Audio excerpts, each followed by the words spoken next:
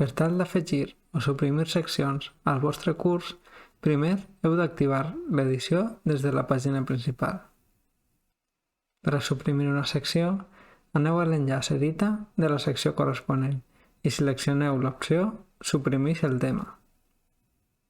Si el tema no conté cap element, s'esborrarà immediatament. Si en té algun, us apareixerà un missatge de confirmació, ja que en suprimir la secció també s'enviarà el contingut a la paperera de reciclatge. Si necessiteu afegir més seccions al curs, feu clic a l'enllaç d'Afegir seccions, a la part de baix. S'obrirà una finestra emergent en la qual podreu indicar el nombre de seccions que voleu afegir. Per últim, premeu el botó Afegir seccions i comproveu que efectivament s'han creat tantes seccions com havíeu indicat.